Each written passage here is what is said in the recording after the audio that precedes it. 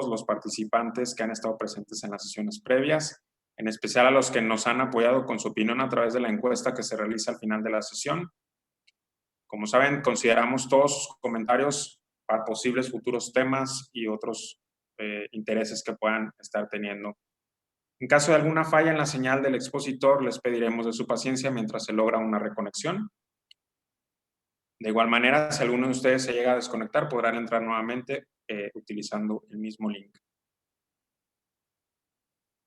Ahora le voy a ceder la palabra aquí a nuestro compañero Arturo Gaitán, que algunos ya van a reconocer porque estuvo en alguna de las sesiones, primeras sesiones de Hablando en Concreto, que nos ayudará con la presentación del expositor del día de hoy. Muy buen, Arturo, ¿cómo estás? ¿Qué tal, Saúl? Muchas gracias. Muy buenos días a todos.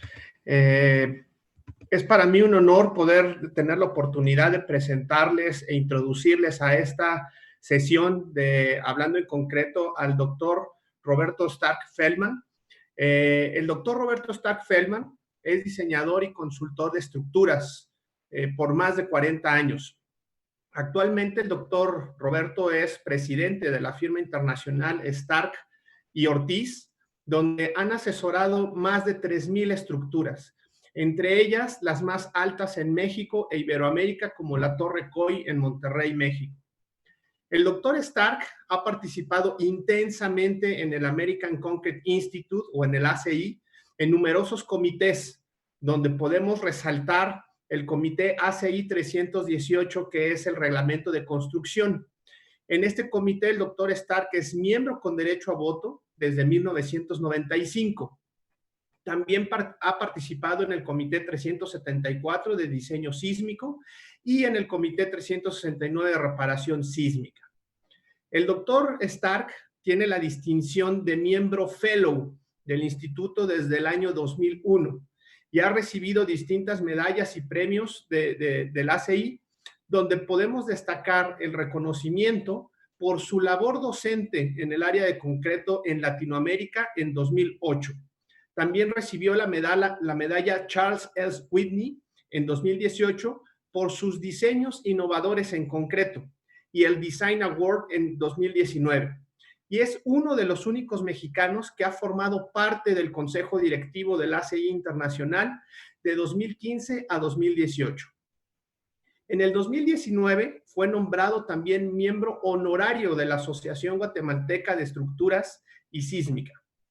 El doctor Roberto Stark también tiene una gran carrera como profesor y académico. Ha sido profesor de la Facultad de Ingeniería de la Universidad Nacional Autónoma de México desde 1979 y también ha sido jefe de la sección de estructuras de estudios de posgrado de la misma universidad en el periodo de 1988 a 1992. El doctor Stark ha brindado más de 700 seminarios y conferencias alrededor de todo el mundo y literalmente en todo el continente americano, en Asia y Europa. El doctor Stark es ingeniero civil por la Universidad Nacional Autónoma de México, así como maestro y doctor por la Universidad de Illinois en Urbana-Champaign. El doctor Stark es padre de 3 jóvenes, esposo, hijo, amigo, un excelente profesional y un magnífico ser humano. Muchas gracias, doctor Stark, por acompañarnos y lo dejo con nuestros más de 1,000 asistentes hasta ahora. Gracias.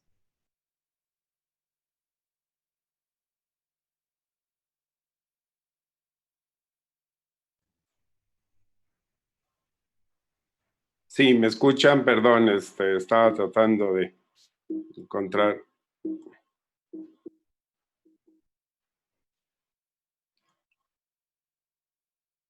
Sí, lo escuchamos, doctor. Adelante. Sí. Ok, ya, es que se había trabado un poco. Bueno, pues buenos días a todos. Para mí es un placer estar aquí para poder exponer este tema y quiero agradecer a CEMEX por su invitación y por el apoyo para hacer posible esta conferencia. Bueno, nosotros siempre nos hemos preguntado cuando vamos por la calle y vemos este tipo de estructuras metálicas, ¿por qué un edificio de 4 niveles lo tienen que hacer en acero? Entonces, esta inquietud pues ha surgido, ¿no? Para tratar, y aparte para tratar de entender esta cuestión y por qué se hace esto, nosotros vimos pues varias cosas que tratábamos de explicar y nosotros lo hemos llamado como mitos de las estructuras de acero. Entre ellas que pues es una construcción posiblemente más rápida, más ligera y por ende mejor para zonas sísmicas, o que tal vez nos pueda dar menores elementos, menores dimensiones de sus elementos.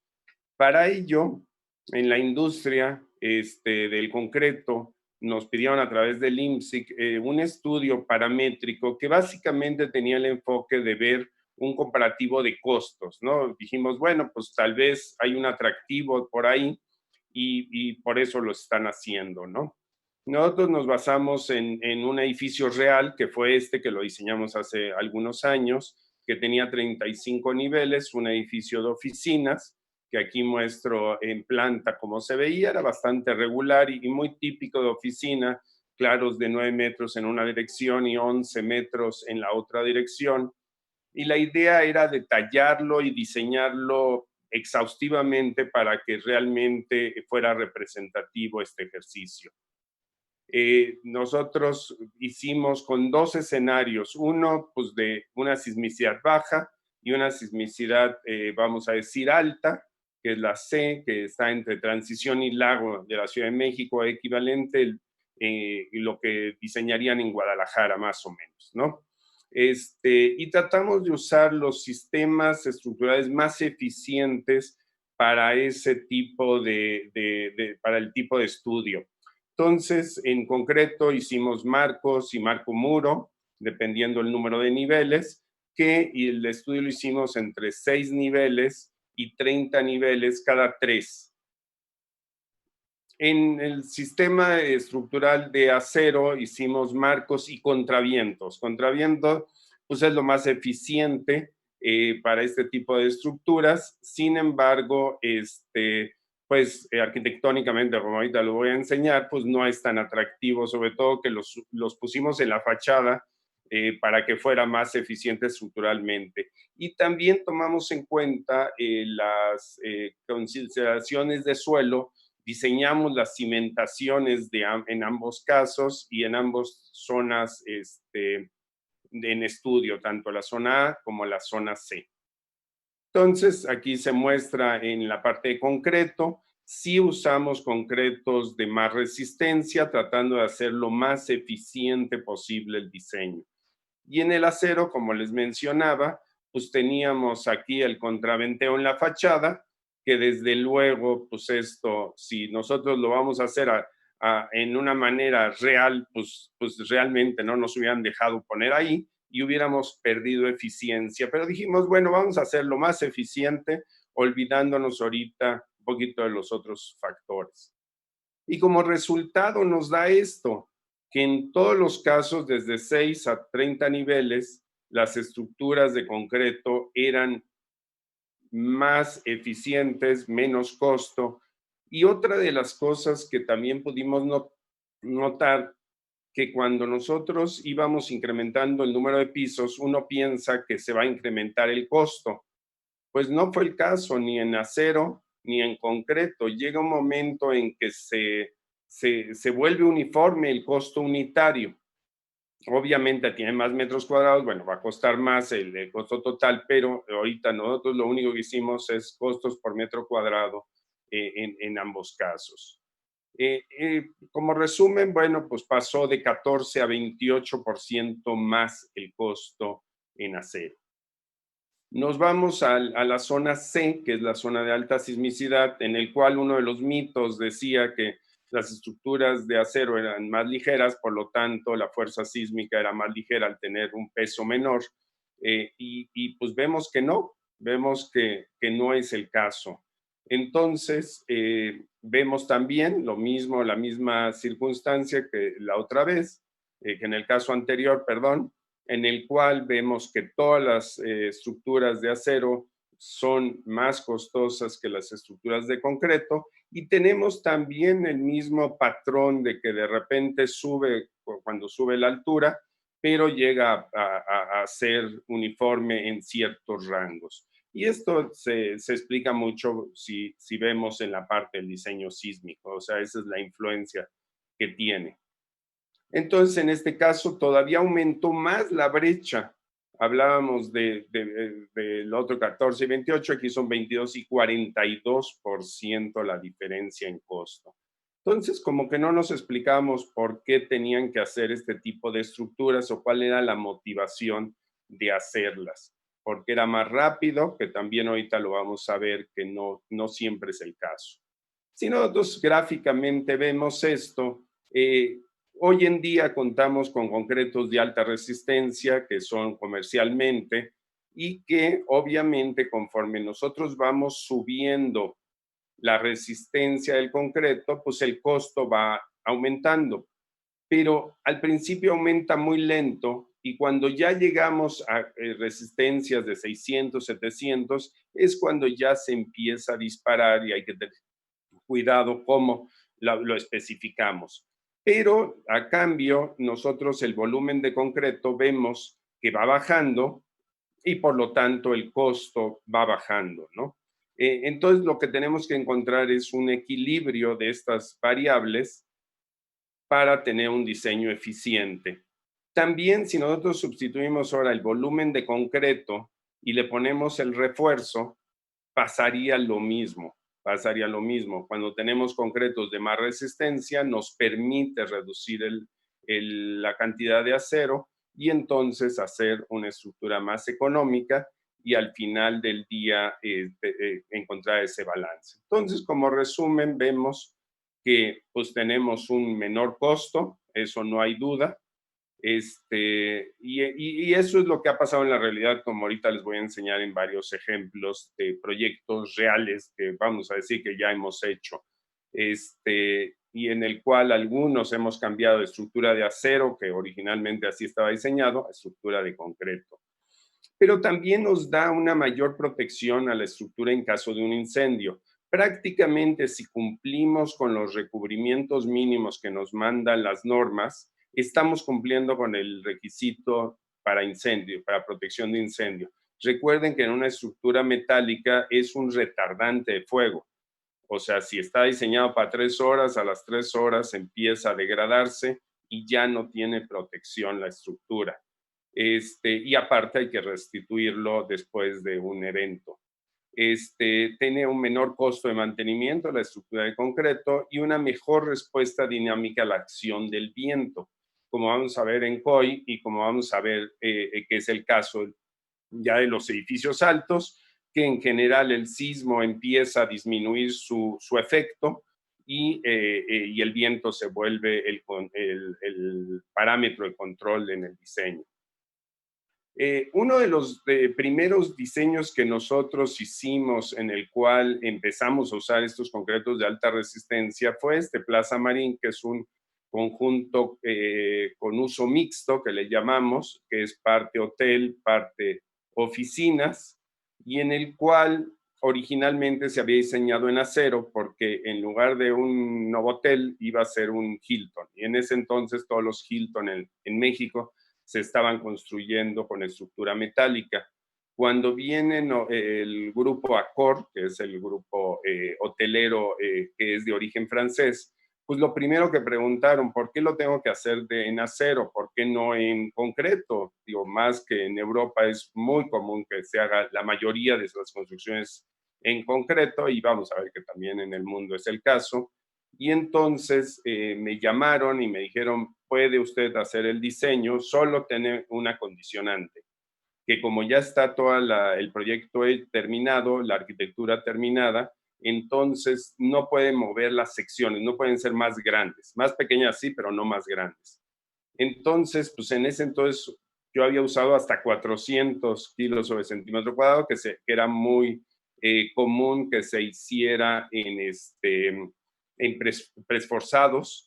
Ahí era de hecho era no la norma, pero el estándar que se hiciera de 400. Después empezaron a tener problemas con dar esas resistencias, bajaron a 350 y la gente pues utilizaba básicamente esos concretos. En para cumplir pues, con la condicionante que me habían puesto, utilizamos concretos por primera vez de 500 y que pues obviamente había todas estas variables, que si se podía, el costo y todo, y al final del día fue menor costo que la que tenían de acero, que aquí se pudo comparar diseño completo contra diseño completo, y entonces pudimos hacerlo de concreto y bueno, pues así está, ahí están las secciones, grandes claros y con peraltes o iguales o menores, sobre todo en las traves. Otro conjunto que hicimos ya en concreto, ya con concretos de alta resistencia, que aquí teníamos una condicionante. En la zona de Guerrero, pues es una zona de alta sismicidad. Básicamente, la fuerza sísmica es equivalente al doble de lo que sería la peor zona de la Ciudad de México, para tener un contexto, y en el cual primero se diseñaron estas torres, la 1000, 2000, y después se diseñaron estas otras 4, que son de 3000 a 6000, y en la cual la condicionante era que no podíamos tener peraltes tan grandes en las traves, porque teníamos una restricción de altura por la cercanía del aeropuerto, y entonces logramos hacer traves de 1 metro con 5 centímetros, lo cual pues cumplió con el cometido, y que si nosotros, aunque lo hubiéramos hecho de acero, no hubiéramos cumplido con ese peralte. Aquí se ve los concretos que utilizamos, que aquí utilizamos 500 a todo lo alto de la columna, que generalmente es, pues en los pisos bajos se usan más por la compresión más alta, pero en este caso lo utilizamos para el control de desplazamiento lateral. Entonces, pues pudimos poner las columnas todas a 500 y lo que sí fuimos variando fueron las traves y losas. Aquí se ve ya terminado el proyecto a nivel de, cuando obra civil, ¿no? Las torres 3000, 4000, pues aquí pudimos poner un poquito más de variación de concreto porque nos dimos cuenta que no necesitábamos tener concretos de tanta resistencia y como enseñamos en la gráfica, pues tenemos que tener un balance precisamente de las resistencias para no aumentar el costo injustificadamente. Otro, y como vemos, ya empezamos a subir el número de niveles, que pues al final es la tendencia mundial y lo vamos a ver, la tendencia mundial de ir cada día más en forma, o sea, ir incrementando la densidad y el número de pisos de nuestras construcciones urbanas. Y aquí ya estábamos hablando de 31 niveles, es un edificio de oficinas, y vemos que también ya variábamos los concretos y aquí tenemos una característica bien especial que tenemos claros bastante generosos, era 15.50 a cada lado del núcleo, o sea, nada más teníamos el núcleo central en la dirección corta y un claro a cada lado, una crujía a cada lado. Para no tener que aumentar tanto la altura, hicimos que estas vigas, las que se construyeran acarteladas, para permitir que en la parte de medio pasaran todos los ductos de aire acondicionado y así no quitar espacio interior y no aumentar la altura del edificio. Otro conjunto que se hizo, considerando pues ya todas estas características y propiedades que nos da el concreto, hoy en día fue el conjunto Polaria, que al final se acabaron haciendo 7 torres, que al principio eran como 14 o 15 torres con una de 50 niveles, esa ya no se hizo, pero se hicieron 7 torres que pasaban de 24 hasta 36 niveles. Esta es de la primera fase 1-2, que aquí por los número de niveles, como repito, 24, 26 niveles, lo hicimos solo con marcos de concreto porque todavía era eficiente hacerlo de esa manera. Sin embargo, cuando ya queríamos, o sea, ya empezamos a hacer estructuras más altas, entonces nos fuimos a 36 niveles en la fase 3, que dicho sea de paso, este edificio a nivel de costo unitario fue más eficiente que el de 24 niveles. Entonces, mucho que tiene que ver también, pues, la arquitectura y la parte de la estructura interior. Vamos a ver aquí ya por los 36 niveles, ya se justifica utilizar un sistema dual, que quiere decir muros y marcos de concreto reforzado, para hacer la función estructural. Y aquí se ve esquemáticamente, digo, sacado del modelo, pero se ve el núcleo central con sacado de donde está el modelo completo, ¿no? Si vemos en planta, es muy sencilla la planta, muy sencilla la estructura. En esta dirección tenemos los muros largos, por lo cual las columnas las orientamos en la dirección norte-sur, porque al final del día, pues aquí solo teníamos unos muros más pequeños en su longitud.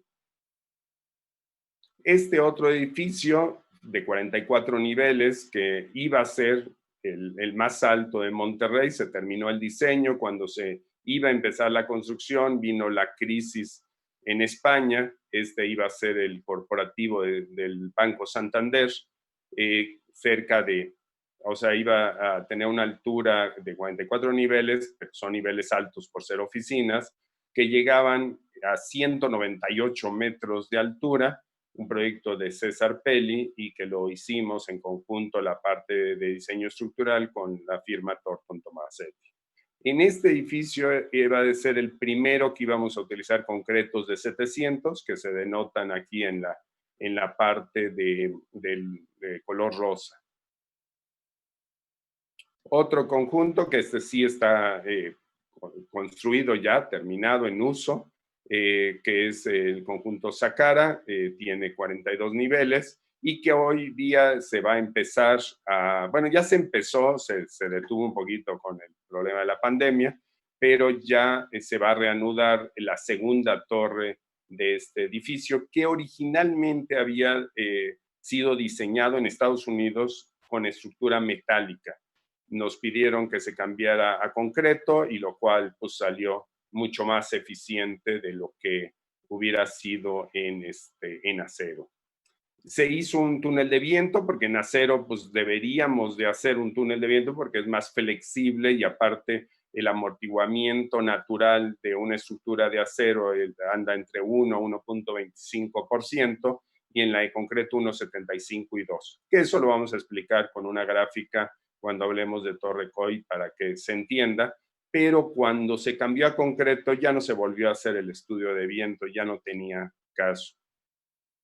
Ahora, nosotros nos preguntamos por qué en Reforma hay tantos edificios que parecen metálicos, pero realmente están en la clasificación de compuestos.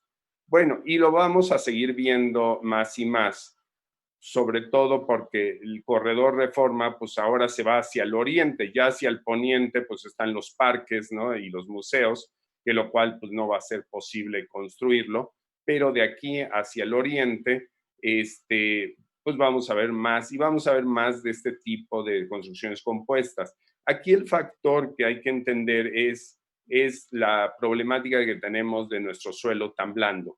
O sea, hay estratos de arcilla que pues, llegan hasta 80 o más metros, porque ya cada día se encuentran más capas suaves, y entonces hacen prácticamente inviable, si nosotros hacemos una estructura muy pesada, inviable que podamos construir la cimentación.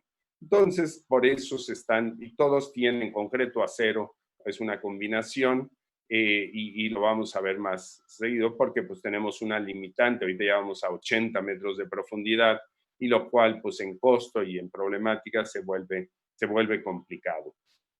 Entonces, por eso se han hecho.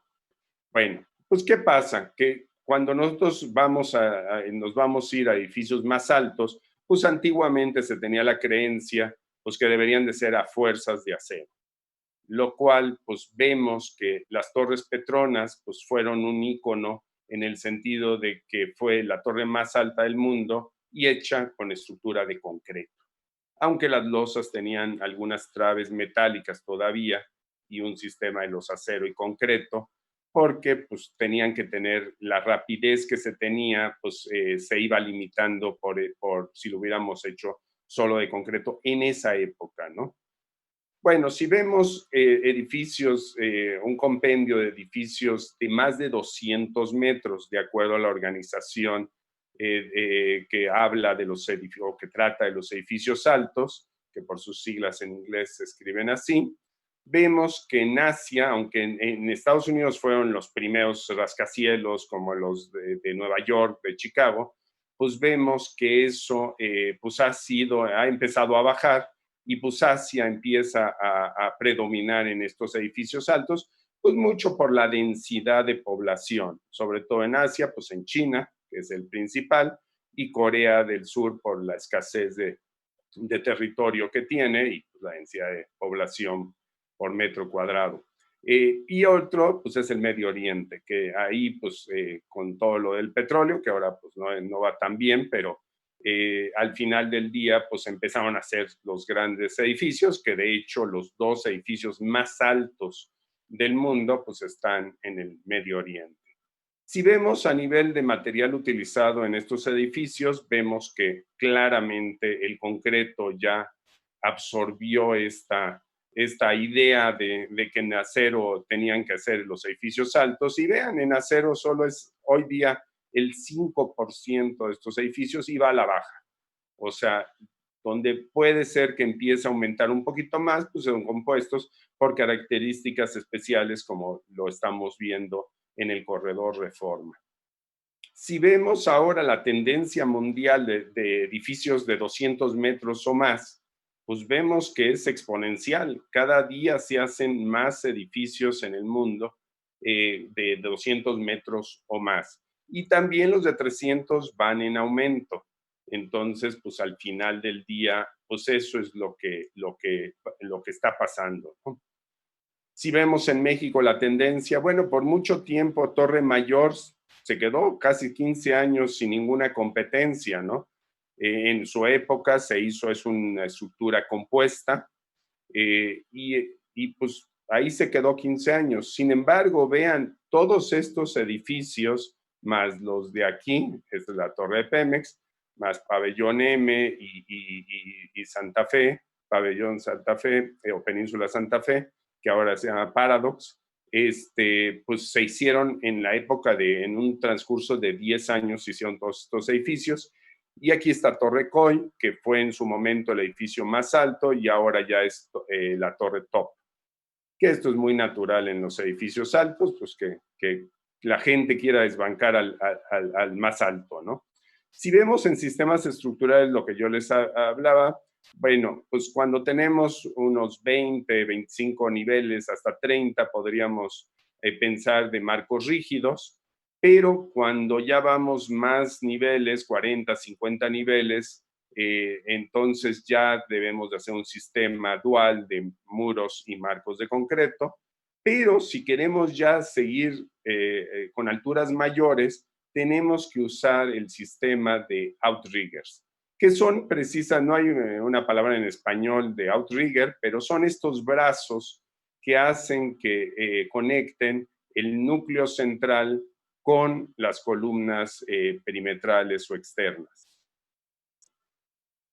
Pues pasamos a Torre Coy, que también, así como en las Petronas, pues rompió el paradigma de que las estructuras deberían de ser de acero y aquí compuestas, porque era lo que teníamos en competencia. Bueno, pues Torre Coy superó lo que en ese entonces estaba haciendo, que era la Torre BBVA y la Torre Reforma, estaban también al mismo tiempo construyéndose. Pues superó a la Torre Reforma, que es más alta por unos metros de la Torre BBVA, por 40 metros. O sea, la Torre Coy tiene 37 metros para ser precisos, más alta que lo que es la Torre Reforma, y fue diseñada en forma conjunta por Thornton Tomasetti y nosotros. Aquí está ya terminado, es una estructura compuesta, de usos mixtos, perdón, no es compuesta, es 100% concreto, y es de usos mixtos porque también se ve la tendencia mundial de que estos edificios se vuelven ciudades verticales al final del día, y entonces aquí los primeros pisos son de oficinas, los siguientes de residencial, y los últimos pisos se volvieron a poner oficinas porque durante la construcción, ya íbamos en el piso 20, el dueño nos habla y decide hacer 2 niveles más, lo cual pues volvió un reto de pues cómo resolverlo con ya la cimentación construida, ya 20 pisos, ya las columnas de arranque con ciertas dimensiones y ciertos armados, y entonces teníamos que realmente pues ver cómo le podíamos hacer. Y entonces vemos que en viento es más, el control que tenemos que tener es más estricto en residencial porque uno está en reposo y siente más el posible movimiento por parte del viento o por el viento, y entonces que en una oficina. Entonces dijimos, sí, sí puedes poner 2 niveles, solo que los últimos 2 o 3 los tienes que convertir en oficinas. Y así se hizo y se satisfizo el requisito de viento. Si nosotros vemos, esta es una planta tipo del estacionamiento. En la plaza, ya vemos la huella de la torre propiamente. Los niveles de 5 a 20 son de oficinas.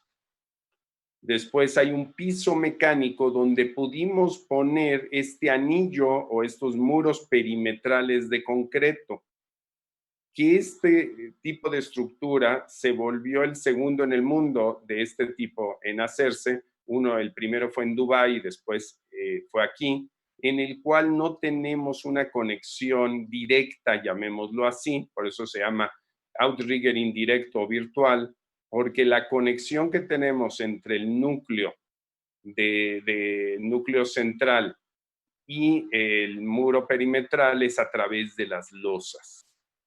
Entonces nos deja que en la parte de medio las máquinas de bombas y todo lo que necesitaban quedara limpio y pudiéramos por el otro lado pues tener precisamente esa conexión y poder transmitir las fuerzas y hacer el mismo efecto que los brazos que veíamos ahí. Después, en el piso 22, hay la transición, que está donde está la alberca o la piscina, y aquí son salones de usos múltiples, que lo cual hacen la transición entre la oficina y lo que es los departamentos o la zona residencial. Y lo que también hay que notar es que al remeterse la torre, o sea, la torre empieza ahora de aquí para arriba, teníamos una excentricidad importante, casi 40 y tantos niveles arriba teníamos que tenían una carga excéntrica con respecto a la planta inferior, lo cual pues era una preocupación que lo vamos a platicar al final, de cuánto se podía mover el edificio por la contracción por flujo plástico y contracción diferida. Entonces tuvimos que hacer ese estudio para ver que al final del día los elevadores funcionaran, las tuberías no se rompieran, por ese posible desplome, ¿no? Y poderlo corregir durante la construcción, porque después ya no hay manera de corregirlo, ¿no? En la parte residencial vemos la planta tipo, y también estamos viendo que la zona de elevadores o el núcleo pues, se va disminuyendo, y no porque, digo, estructuralmente también no lo necesitamos, pero también el banco de elevadores va disminuyéndose, o sea, los elevadores que suben hasta la parte final pues ya son menos de lo que son en los pisos inferiores. Entonces vemos aquí también en la parte residencial, y volvemos a ponerlo vuelve a ser en los pisos superiores, oficinas, y aquí está el otro anillo o el otro sistema de outrigger o de muros perimetrales que se hicieron en la parte superior, entre pisos 62 y 63. Y el último piso es oficinas, que de hecho la desarrolladora de este edificio internacional de inversiones, pues aquí tiene sus oficinas y pues hemos podido constatar, me ha tocado ir allá y pues ver el edificio ya terminado y las vistas de allá arriba, ¿no? Vemos los datos de las estructuras, pues a diferencia de lo que veíamos en Reforma, pues el suelo en Monterrey es muy competente, muy resistente, y entonces aquí se hicieron la cimentación, son pilas apoyadas, apoyando la losa de cimentación. Las pilas tienen 7 metros de longitud nada más y una losa de cimentación de 4 metros de espesor. Los pisos de estacionamiento son losas reticulares postensadas. ¿Y por qué lo hicimos reticular? No era porque fuera necesario y tal vez no fue lo más eficiente del mundo, no fue un costo adicional, pero queríamos que se viera todo el conjunto, o sea, la Torre Coy en el conjunto que se llama Bao, que los otros edificios son Liu, y entonces todos habían hecho losas postensadas. Entonces, cuando uno estaba en el estacionamiento, queríamos que pues, se viera todo uniforme. Entonces, por eso pues, se logró hacer, o sea, se hizo esta distinción, pero ya después, en adelante, son losas postensadas sin ninguna trave, no hay trave alguna, y lo único que hay en un claro que era mayor para no aumentar el espesor de la losa completa, que era de 25 centímetros, se pusieron unos pequeños capiteles de 10 centímetros para que pudiéramos cumplir con el cortante que teníamos ahí.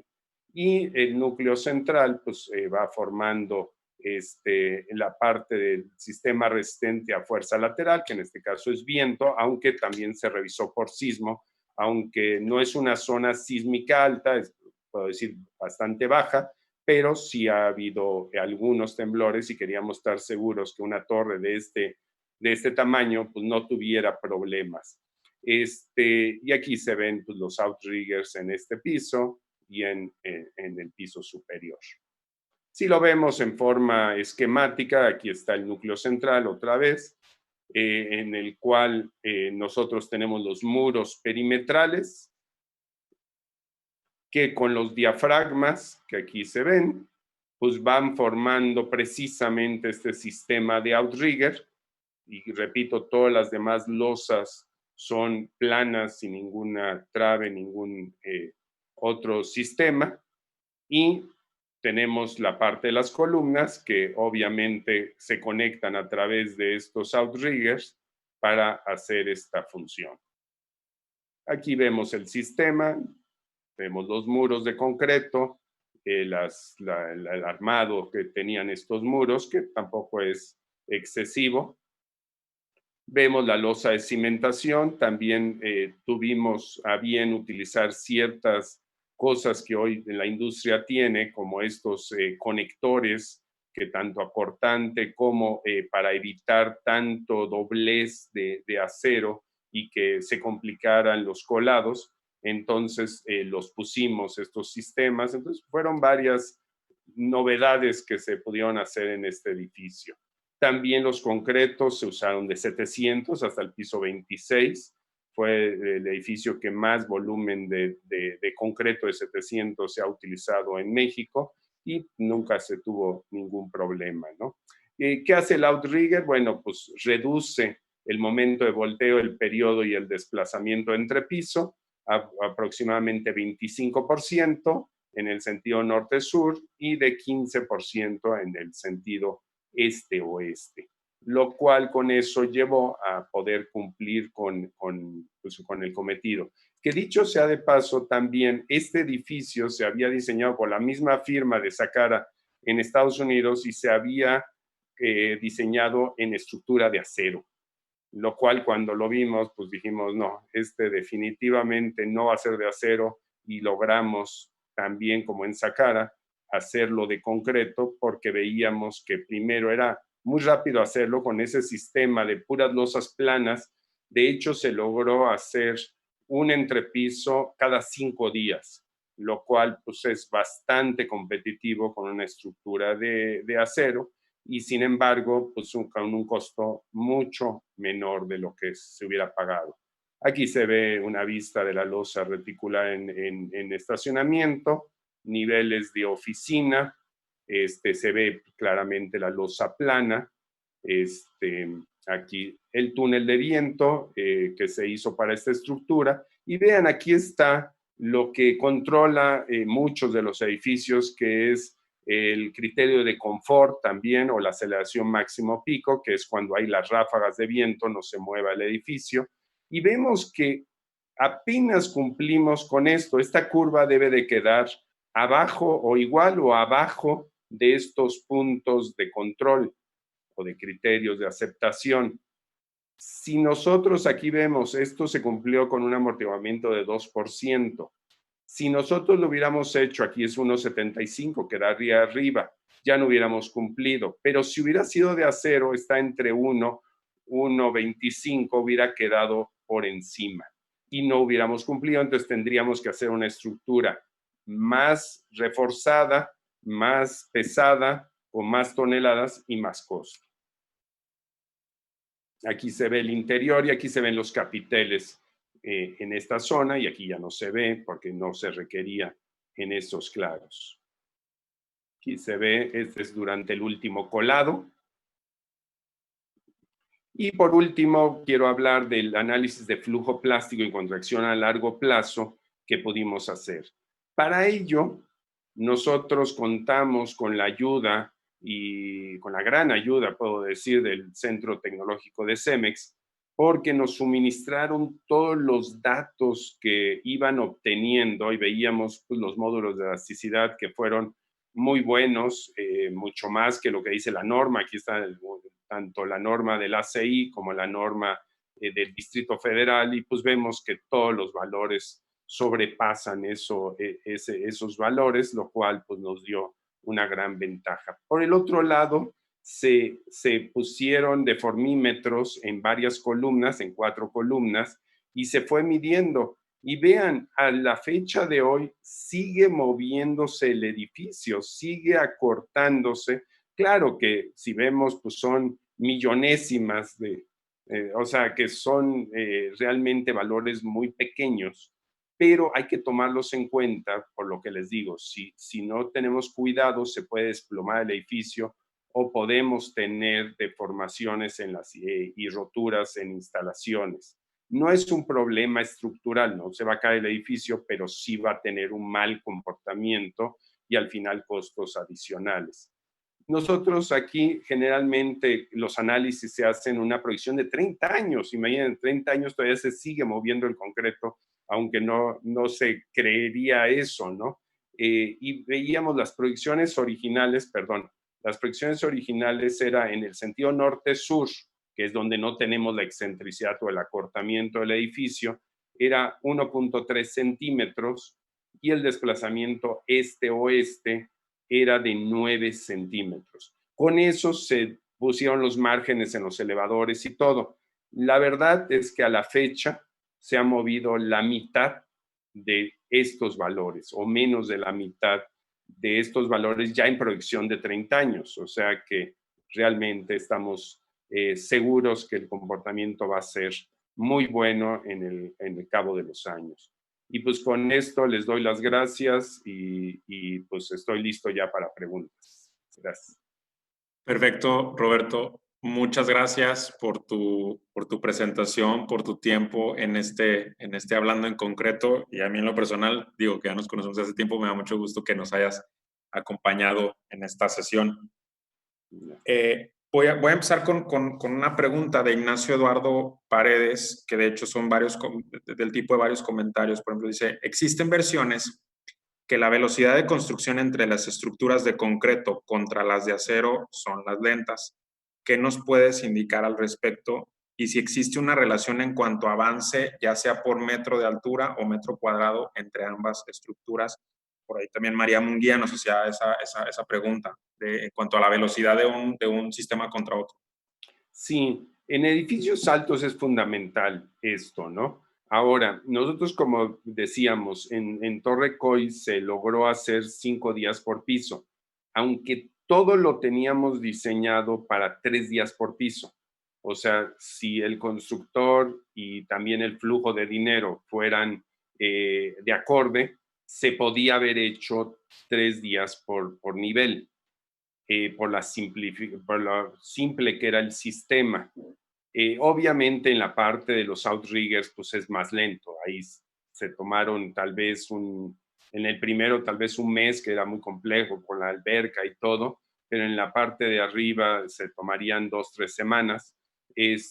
Pero pues son 2 en 69 niveles, lo cual 3 días por piso pues es prácticamente igual que en acero. Al final del día, si yo sumo, vamos a pensar que en acero fuera un día más, pues si son todo el proporcional, pues son 69 niveles, pero también hay que ver que en el acero donde se alenta es cuando ya ponen la losacero, la lámina de acero, y le ponen el concreto. Entonces van muy rápido, si ustedes ven estructuras metálicas como las alzan muy rápido el esqueleto, pero cuando ya van con los pisos terminados, pues ya se vuelve más lento. Perfecto, gracias, Roberto. Otra pregunta dice, ¿por qué no se especifican resistencias arriba de los 800 kilogramos por centímetro cuadrado en nuestro país? Yo creo porque no ha tenido la necesidad. De hecho, nosotros nos ofrecieron concretos de 1000 kilos sobre centímetro cuadrado para la Torre Coy, pero no había necesidad. ¿Para qué gastar más? Porque ahí sí o sea, se vuelve exponente el costo del concreto y pasaría, por decirlo, de 700 a 1000, pues tal vez un 40, 50% más, lo cual pues no justifica. Por eso siempre tenemos que ver pues, la economía y la eficiencia de los proyectos. En México se ha hecho hasta 800. O sea, hay un edificio que nosotros asesoramos que metimos 800 kilos sobre centímetro cuadrado, sin ningún problema también. Y en el mundo se han hecho hasta 1200. Pero otra vez, cuando hay la necesidad. Burj Khalifa, que es el edificio 827 metros de altura, se usaron concretos de 1000. No hubo ni siquiera necesidad de más, pero si quisiéramos 1200 en forma dúctil y todo, se puede hacer. Perfecto, Roberto, gracias por tu respuesta. Jesús Sánchez dice, en cuestión a las losas de entrepiso, ¿se cumple con los espesores mínimos en caso contra incendios? Sí, definitivamente. O sea, creo que se habla en Torrecoy. Teníamos 25 centímetros, el mínimo son como 15 centímetros para fuego. Lo que hay que tener mucho cuidado es cumplir con los recubrimientos, sobre todo en el postensado, que no queden muy pegados a la orilla, porque si no, el fuego sí los podría afectar. Por eso hay esos recubrimientos mínimos que marca cualquiera de las normas en el mundo, ¿no? Bien, entendido. Pedro Monforte dice, ante esta contingencia, ¿cuál crees que va a ser la tendencia a utilizar más concreto o el acero? Pues realmente es lo mismo. O sea, al final del día, que también va unido a cuál contamina más, ¿no? O sea, cuando uno lo ve el concreto elaborándose, pues sí hay cierto desprendimiento de CO2, pero el acero, pues en su producción también hace, o sea, tiene mucho más cantidad de emisión de CO2 que es el concreto, que siempre ha sido esa batalla, que cuál es más limpio. Igual pasa con lo de la pandemia, ¿no? O sea, yo creo que los cuidados dentro de la fábrica y fuera de la fábrica deben de ser iguales, ¿no? Así es. Ahora, José Luis Delgado dice, el uso del concreto de alta resistencia, ¿por qué normatividad se rige? ¿Incrementa su módulo de elasticidad? ¿Y cómo influye este en la durabilidad? Sí, esto está normado en cualquiera de los reglamentos, en el reglamento de la CI, como hablamos, o el reglamento del Distrito Federal. Todo tiene, o sea, está perfectamente especificado y definido todos los requisitos. ¿Cuál era la otra, perdón, Saúl? Cuando me En cuanto a el módulo de elasticidad, sí, sí. la elasticidad y cuánto influye en la durabilidad. Exacto. El módulo de elasticidad, como vimos en la gráfica, digo, lo puse muy rápido, pero conforme va aumentando la resistencia, aumenta el módulo de elasticidad. Eso es lo bueno en el concreto. En el acero no. Si yo uso aceros A36 o A50, el módulo de elasticidad es el mismo. Entonces, como tenemos que cumplir por resistencia y por condiciones de servicio, que son desplazamientos laterales, pues obviamente el concreto de alta resistencia nos ayuda en ambos casos, que eso es una ventaja. Ahora, la durabilidad, nosotros hay requisitos de durabilidad que también hay en nuestro código y códigos americanos y de otros lados. Si nosotros cumplimos con una relación agua-cemento de 0.45, nos cubrimos con cualquier consideración de durabilidad, ya sea hasta en la costa. Obviamente esos concretos, ¿cómo van a ser? Pues 350, 400 con esas relaciones agua-cemento, lo cual si yo estoy usando 400, 500, 600, automáticamente la durabilidad queda cubierta. Muy bien, Roberto, gracias. Gustavo Rodrigo Aguirre nos pregunta, te desea buen día. ¿Cómo visualizas el diseño estructural en el futuro, específicamente en la versatilidad de los diseños y en los consumos de aceros de refuerzo? Qué buena pregunta, y que es otro de mis temas favoritos de cuando doy conferencias, es que vamos a ver cada día más diseños por desempeño, que son análisis no lineales. Se dice diseño por desempeño, realmente es una comprobación, pero en esa comprobación se hacen los ajustes y se van a hacer edificios mucho más eficientes. En California, por ejemplo, ya es una norma que todos los edificios se deben de diseñar de esa manera. En México tenemos en edificios, depende su irregularidad y si están en transición y en zona de lago, también ya por ley se deben de hacer con este sistema. Entonces, esto va a traer como consecuencia hacer estructuras que tengamos una confiabilidad mayor porque son análisis más sofisticados, más detallados, en el cual vamos a ver un comportamiento y en el cual también nos va a permitir hacer estructuras más eficientes. Ahorita todos los edificios altos de más de 250, 300 metros que se están cocinando ahorita en el medio, todos deben de hacerse por diseño, por desempeño.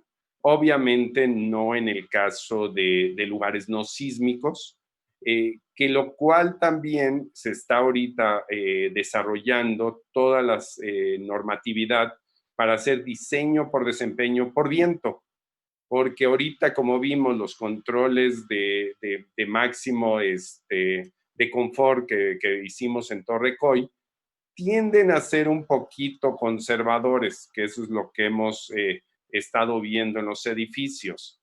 Entonces, con el diseño por desempeño se va a poder bajar esos requisitos y podemos hacer estructuras mucho más eficientes. Muchas gracias. Gracias por los comentarios. Tenemos todavía varias preguntas en cuanto a dos temas. Voy a empezar con uno.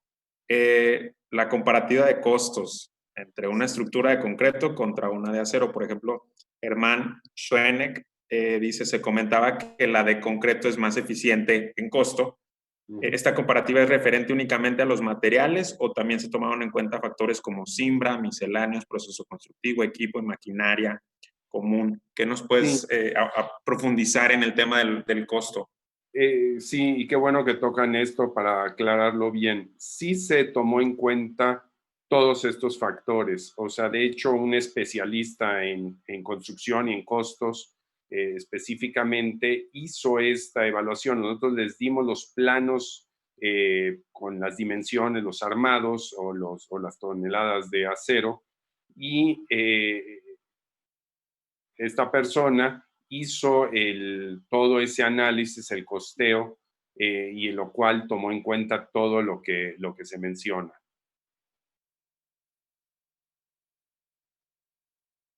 Ok, muy bien. Y el otro tema por el cual nos están preguntando, haciendo varios comentarios, es la velocidad y la rapidez. Por ejemplo, Jorge Rivera dice, hablando de la velocidad constructiva en los dos sistemas en cuanto a la resistencia del concreto en lo relativo al fraguado, ¿cuánto tiempo tendríamos que esperar para seguir el proceso constructivo?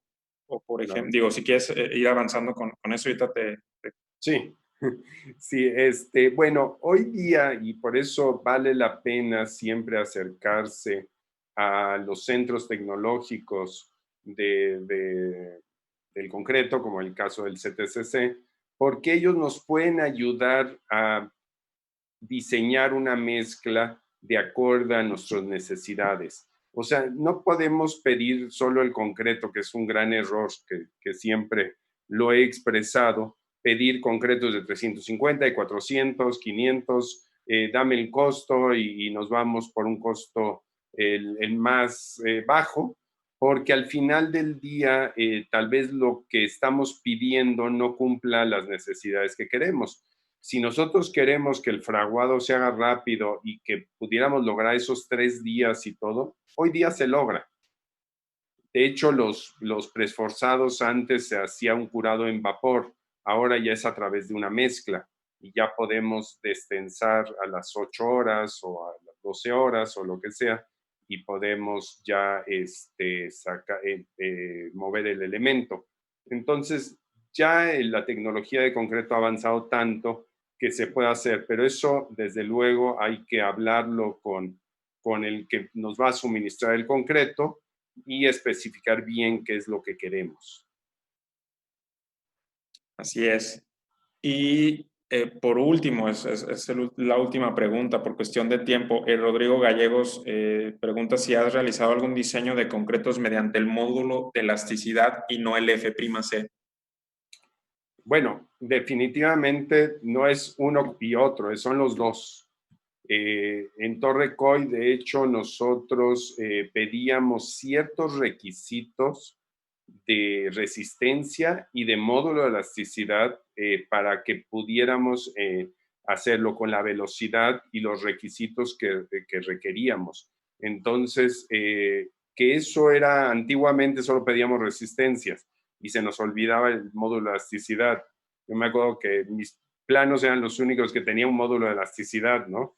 Ahí, porque pues, tiene que ser los dos, son los dos parámetros que usamos para el diseño. Entonces, definitivamente se debe diseñar para ambos. Perfecto, pues todavía tuvimos muchas preguntas y comentarios, pero por tiempo ya no las pudimos realizar. Tratamos de hacer en cuanto a la mayoría de los temas y ahí un poco englobarlas. Nuevamente, Roberto, muchas gracias por tu tiempo, por tu presentación, muchos comentarios, muchos saludos por parte de la audiencia. Gracias. Gracias, Arturo, que también nos estuviste apoyando el día de hoy. Y gracias a todos los asistentes, a los más de 1,500 asistentes que estuvieron aquí conectados con este tema tan interesante. Y los invito el próximo jueves, ya como es costumbre, cada jueves a las 11 de la mañana. El siguiente es el jueves 4 de junio, con el tema La transformación de la construcción ante el reto del COVID-19, que estarán presentando Arturo Gaitán y Homero Montaño del CTCC. Así que sigan pendientes